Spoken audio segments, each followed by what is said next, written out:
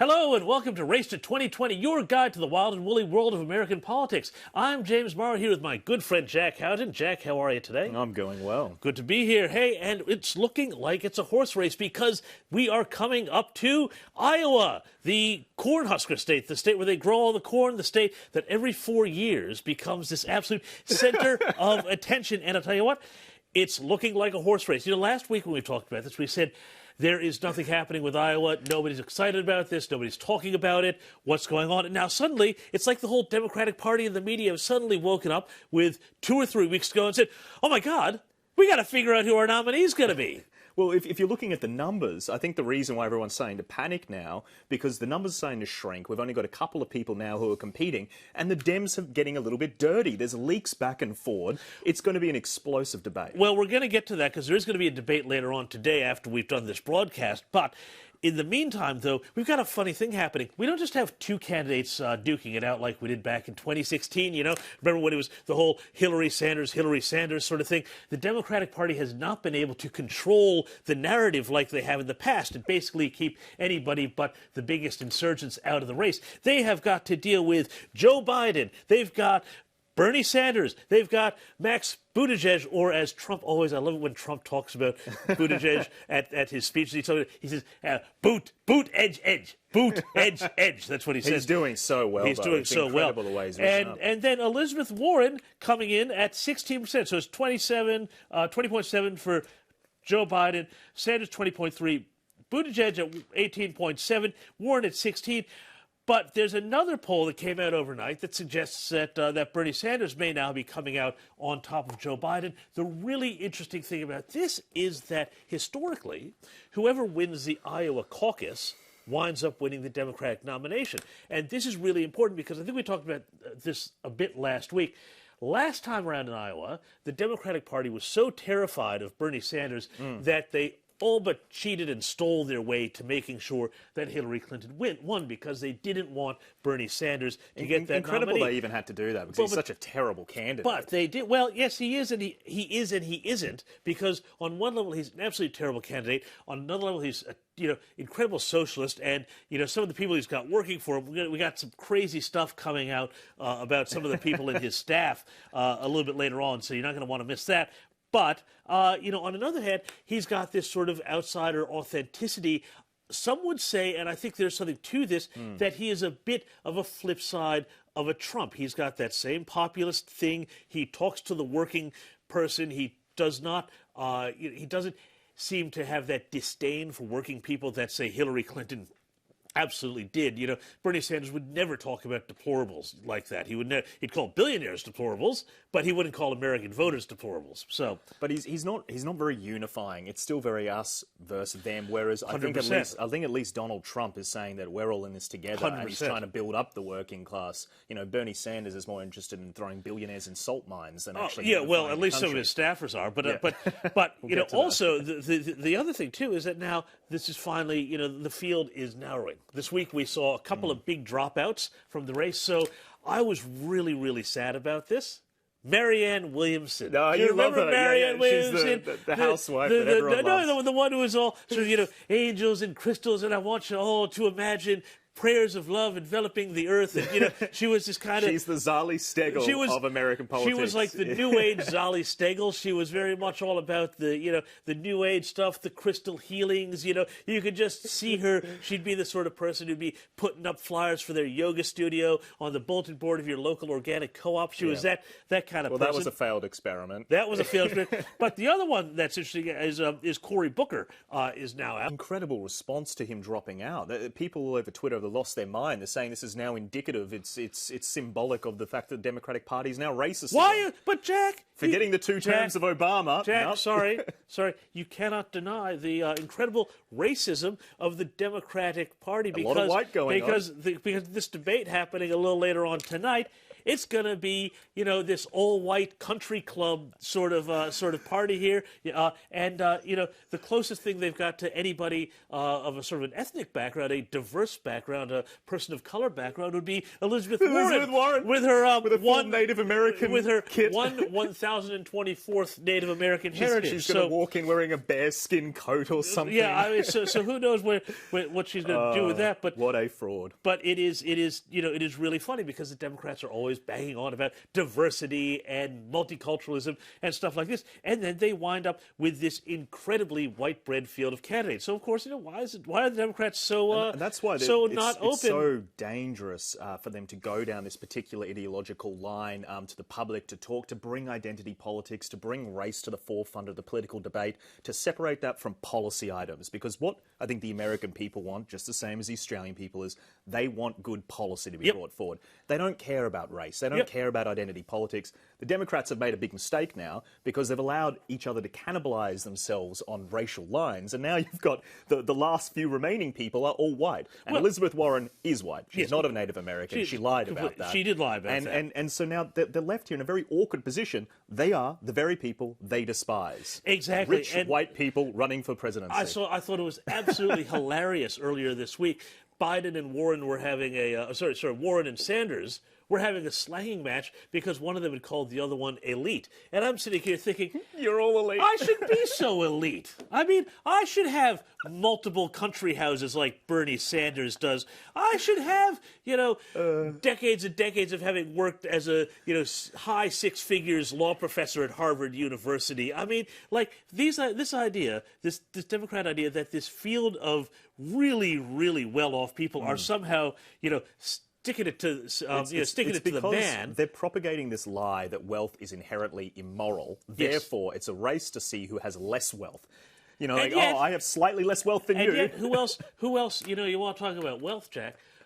There's another name that is looming large on the Democrat horizon, Michael Bloomberg, the multi-billionaire New York media mogul who has said that he'll spend $1 billion to unseat Trump. So serious money. Money. You made a very eloquent point a couple of weeks ago. It happens occasionally. When you were explaining to me how much money matters and just how important a big war chest is.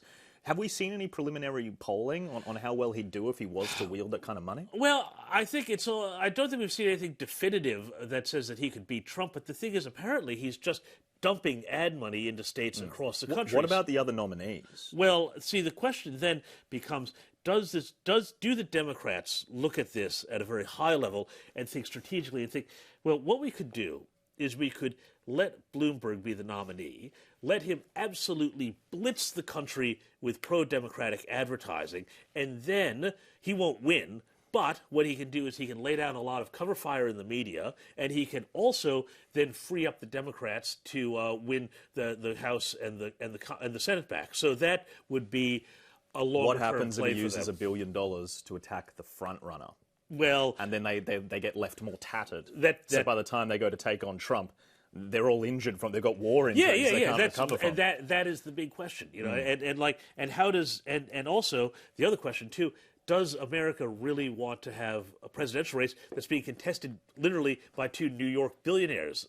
I mean, I sure do. Well, I mean, it would literally be Manhattan versus Queens. It would be a Subway Series, like we used to say in baseball. Just wouldn't for that the be great? presidential candidacy. How great would the debates be though? It would just hey, phenomenal. Forget about it. It'd just be a bunch of New Yorkers. Because let's be honest, this has turned into a popularity contest. I guess it has been for some while. What is it not? Well, it's a bit reality television. It is a bit reality. I'm just in it for the ride. I think this is great. I would love to see the billionaires duke it out. Oh, look, I would too, and I think that Michael Bloomberg would wind up having a lot of, shall we say, weak spots, especially around China. With that, but the other thing too is that just to go back to Washington too, with Biden being up in the lead, this other thing that keeps kicking around is impeachment. And the other interesting thing today, and I think we should just put a little stay tuned marker on this one, is that the Senate has now said, well, we'd be happy to call, and Mitch McConnell said he'd be happy to call witnesses outside the present Democratic Party. So that means that they might call, say, Hunter Biden, because all of that impeachment stuff does go back to Ukraine. You can tell that they're very, very scared about that, because all of that's going to rebound right on their number one candidate, Joe Biden, because his son Hunter was on the take. You can tell that they're scared because the New York Times today had a story saying that Burisma, the company that Hunter Biden was working for, was hacked by the Russians. So you can tell that they're nervously putting out stuff to muddy the water on that. So I think that's one that we need to earmark for next week, because I think a lot of stuff is going to be happening and there. We also know, based on their own logic of how you deal with subpoenas, if Hunter Biden is asked, they would, by their own definition, describe it as obstruction of justice or obstruction of Congress, as the impeachment articles say, to even challenge it in court. Correct. Because that's one of the core allegations against Donald Trump, that how dare he tested it by a third party. Yeah, how dare he test a subpoena in court, which you're perfectly legally entitled to do. But again, I think next week, over the course of the next week, watch this space, folks. This is going to be really, really big. Anyway, I want to get back, though, to Bernie Sanders, because the big question is he going to win in Iowa, or is he going to flame out? We've had two big bits of controversy this week. We've had, well, some sexist comments, or alleged sexist comments. What were those all about, Jack? Well, Elizabeth Warren has released a statement about allegations that surfaced in a CNN article. Now, the CNN article outlined a private conversation that Bernie Sanders and Elizabeth Warren allegedly had in 2018 Correct. in her apartment or his? One of their One of their lavish apartments in New York. With the butler. Surely there would have been some butlers and servants. No wealth here. Footmen No around wealth here. to spill the beans, So they've sat down, they've discussed the possibility, the very real possibility, which has come to fruition, that they may face off against each other as candidates. Yeah. And in this conversation, allegedly, Bernie Sanders has made remarks that a woman could not win presidency. Bernie Sanders has denied this. Yep. Elizabeth Warren has released a statement saying, no, those comments did happen. So CNN is reporting it that there were comments from staffers. Yeah. Elizabeth Warren is denying leaking it, but it has her fingerprints all So over you know what's it. really interesting about this, too? This is exactly what's really interesting here, is that Bernie Sanders is getting very much a taste of the medicine that the media has given to Trump. Because what's happened here? They leaked a rumor, and then You can't. and then they used the rumor to create a story to then ask them about. So it's the same way that they leaked a rumor from the Justice Department about Trump and Russia with that dossier, and then they create a story, and then they use that story to justify going further and further investigations. So they're getting a bit hung out to dry on that, which is interesting. Can I defend Sanders here? I mean, you sexist pig, do whatever you want. first of all, I think he's an awful person with awful policies. Yep. I think he's an anti-Semite. But Tick, tick, I tick. don't believe that he's outright said this, because he's been on tape, on camera, openly advocating for women. He was backing Hillary Clinton after obviously he lost it, and then he's gone out and tweeted, "Well, she did win the primary vote." Yeah. He's not a liar. He says abhorrent stuff all the time, but he often stands by But it. he says it from a place of truth. Yeah. Whereas Elizabeth Warren, she is a known, caught-out liar. Well, yeah, that's true. And the other thing because as well actually is... she has lied about a lot of things. She lied Exactly. not just about her heritage. There was that whole story about how she claimed that she was fired from a job in the 60s because she was pregnant. Turns out she resigned. She didn't resigned, Yeah. and so she does have a history of setting up stories to try and She's make her got look form. like a victim. And I'm not buying it. I'm not buying that her two staffers, who haven't been fired, haven't been named by Yep. her, there's been no adverse consequences, have been in Yeah. touch with CNN on their own volition against her. She's pulling the strings here, and she's doing it one day before a big debate because she wants the topic to dominate the Yep. headlines. That Bernie Sanders, And who is one of she her wants chief questions. opponents... She wants the questions at this debate to be all about Bernie Sanders, are you a sexist? That's what she wants. So what I think actually happened, and I think this is a very legitimate Because, line sorry, of just one questioning. second. The last data point also, look at where she is in the polls. She's down at the bottom of getting the Real Pete Clear Buttigieg has Politics taken her average. over. So she's being overtaken by Mayor Pete, or Mayo Pete, as they call him, because he's, and let's stop insulting, by the way, the greatest condiment and sandwich spread on earth. Mayonnaise, I think, I don't know what you think, Jack, but I just think mayonnaise. Oh, it's not the best. It is. It trumps mustard any day of the week. I don't know about that. Mayonnaise, man. We'll discuss this later. All right, perhaps well, at the pub. stay tuned. Anyway, so she's sliding, and there was another analysis that we saw today, or earlier this week, somebody else ran through all the poll numbers, and essentially what they found was that Warren is everybody's favorite number 2 candidate, but nobody is enthusiastic about her as a number 1. And so the idea basically becomes that, if she becomes the number 1, then she doesn't gain any enthusiasm as nominee to then take on Trump, whereas other ones, in the poll, if asked, they get a lot of enthusiasm and everybody else comes around behind them. So, exactly. So that's a big problem. So what I think actually happened in this conversation is I think that they've sat down and they've done a little bit of political strategizing, and Bernie Sanders has probably made the comment that it would be difficult for a woman to win. Yep. I think that he's probably made a little off-the-cuff comment. He's like, it would be tough for a woman to win. You're going to back Bernie. Yeah. But, are you trying to get in on the Bernie act here? Yeah, well, you because Jack, there's only one Bernie in this room. That's way better. But I do think that he would have made a comment like that because I think that's a politically accurate way of summarizing that. I think that there are challenges for female candidates, and I don't think that's sexist to point that out. Yeah, because I do not believe that he's gone, women cannot win, you've got to back Bernie. Yeah, the way that this conversation's been, and the way that he has, look, when all these videos of him supporting like Stalin, when memorabilia comes out and all of his links to communism surfaced, he didn't straight out deny them. He kind of goes, well, he honeymooned in the Soviet Union. Exactly, and they are way worse allegations than this. Yeah, and I know. He is straight out denying this. I've got to say, I believe Bernie on this. I don't believe Elizabeth Warren. Too. There's an interesting thing. One of them has to be lying, though. With the psychology of marketing too. Yes. There's another way in which you can see this also blowing up really badly in Warren's face, because once the discussion becomes a woman can't win, everybody who's sort of tuning in and out of this discussion, all they're going to keep hearing is the phrase "a woman can't win," "a woman can't win," and that's going to stick in a lot of Democrat voters' minds, and that might wind up, if they are, at this stage, trying to determine who's going to be their nominee to go and take on the hated orange man, the hated Trump. That's going to be sticking. Look, there's a bit of a golf analogy here, Jack. Yeah, do you ever play golf? No. You don't play golf. No. It's a wonderful sport. You should take it up sometime. Hobby? Sport.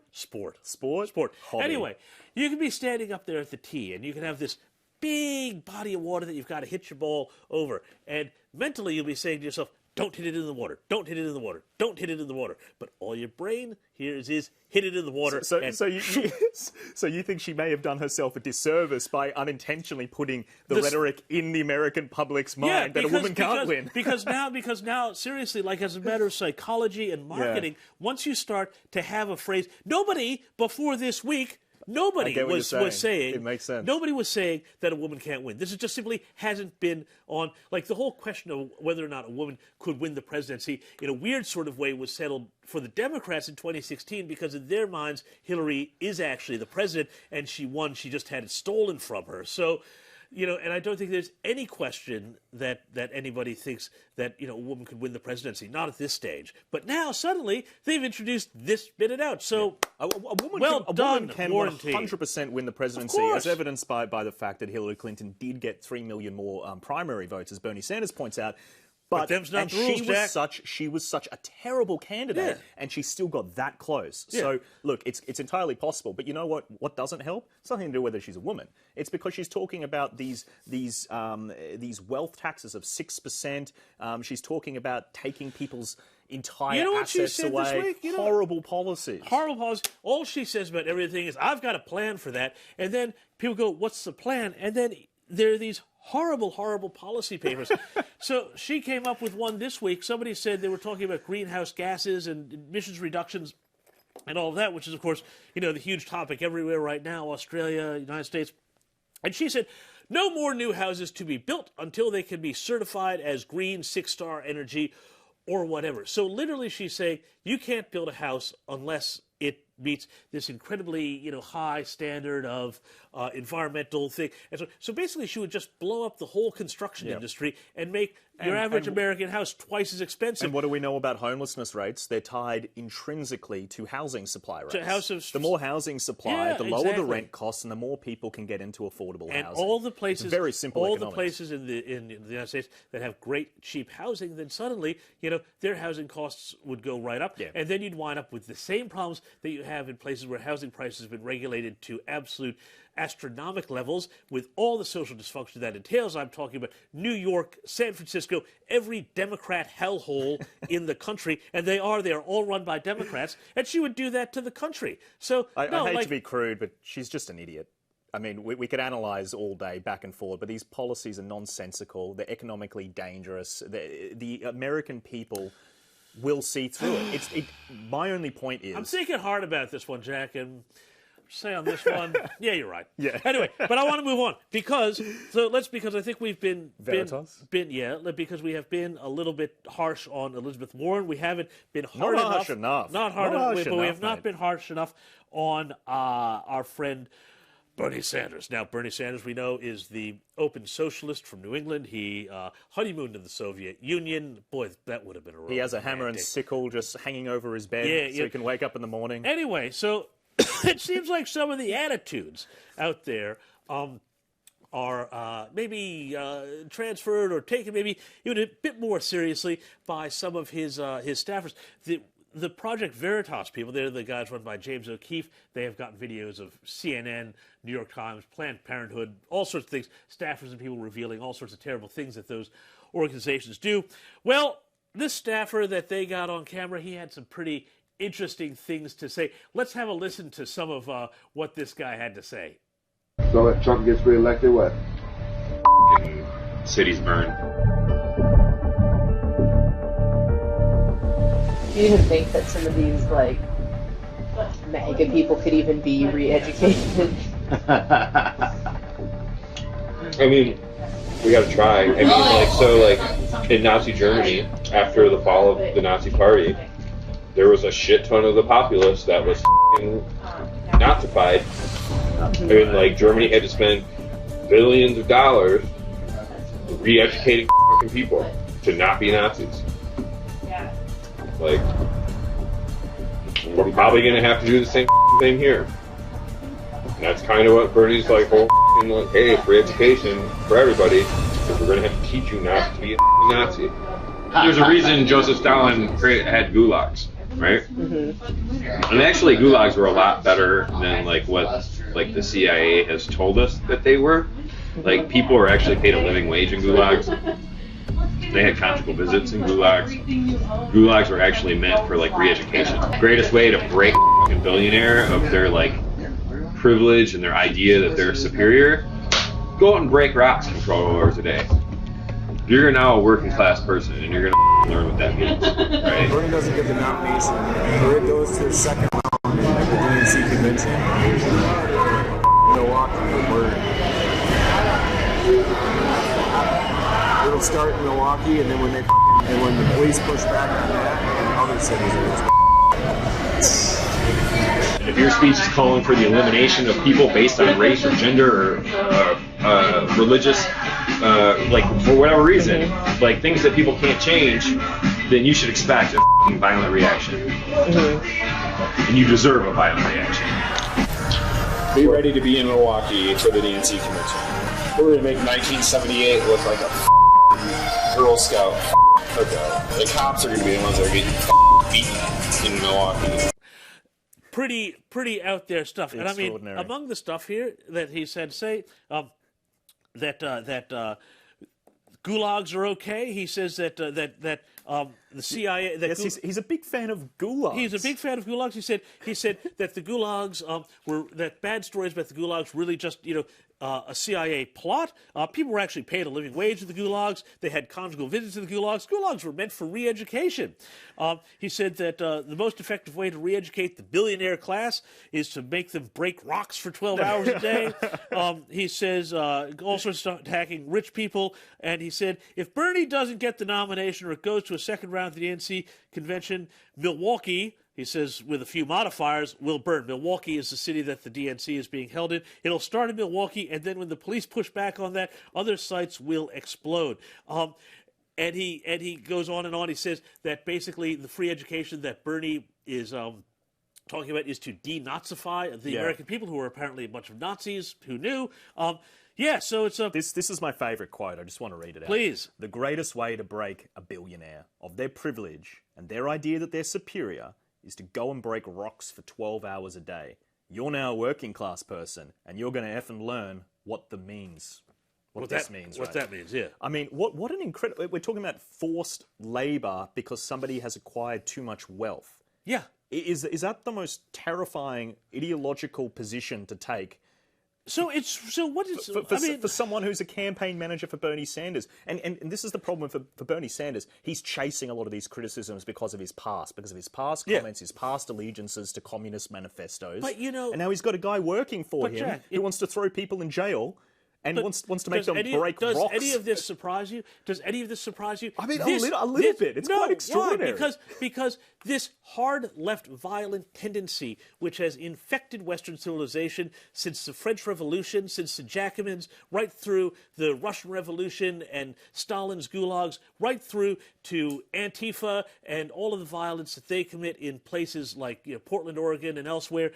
This is exactly a direct descendant from all of that. And, we still are dealing with people like this who are class warriors who believe that the world is set up between, good guys and bad guys, black and white, rich and poor, and that the only way to win is to crush and eliminate these classes that are holding them back from this glorious utopian socialist revolution where everybody will have free stuff and the Marxist revolution will finally be idealized. And 100 million deaths in the 20th century weren't enough for these jerks. They're still out there doing this, and they're being employed by a guy who has an outside shot of becoming the next president of the United States. That is insane, and I really think that the U.S. media out there needs to call this stuff out because, if there was a Trump staffer who was saying stuff like, we need to put minorities in camps or we need to re-educate homosexuals or do any sort of thing like that on the right, you would not hear the end of it, and rightly so. This fella Jurek, he needs to get sacked. I'm not normally one to call for a suppression of ideas or anything. And I'm not saying like legally needs to be sacked, but if Bernie Sanders wants to damage control as best as he possibly can, he needs to show people that he does not support these comments, and the way of doing that is to get rid of this Jurek guy. If he doesn't, then we all know where Bernie Sanders stands. We all know where he stands, but the big danger, Jack, is if he did something like that and did the sensible thing, which would be to repudiate these views. He won't do it. He won't do it because his base agrees with him. Yeah. Ultimately, his base agrees with that, and that's about pretty scary. Dog whistling on the right. On the right. It's the exact same principle when he's talking about, when these sly comments about billionaires and wealth and everything. What he's really saying without actually specifying the terminology, is this direct quote. He wants to tear apart their wealth. In the past, he's advocated for 100% He has 4 houses. tax on a particular threshold of wealth. Every single dollar you earn over a certain figure goes back to the government. Yeah. That's just straight up communism. That's not even a grey area. No. The guy is a complete whack job. He is a whack job, but he needs to... This is why I don't think he's lying about the Elizabeth Warren stuff, because he's got this history of saying this stuff and then saying, yeah, I said that and I believe that. Yeah. So now when Elizabeth Warren, when he's saying she's lying, I do believe him. Because Well, it's going to be really interesting to see how this all plays out at the debate tonight. Will they go after Bernie for his commie comments? Will they go after Warren over women? We will find out. We'll find this all out, and we will be back next week to discuss. But before we go, I want to show a little bit of a clip of Vince Vaughn, the actor, doing incredible. a terrible thing. Let's have a look at this. Vince Vaughn, apparently, according to Twitter and according to a guy named Timothy Burke, is canceled. Why? Have a look. Well, he's sticking out his hand. He's meeting Donald Trump, and having a chat. He appears to be having a quite cordial, pleasant conversation with the Donald President Trump. of the United States. And apparently, because he's done that, the reaction on the left has been absolutely insane, as always. It's the same sort of thing as when Ellen DeGeneres talked to former President George Bush at that ball game. This was at the National Football College Championships earlier this week, and they've all gone predictably nuts. But while they've gone nuts, we're staying sane. I'm James Morrow, and this is Jack Houghton, and we will see you next week for the next edition of Race to 2020.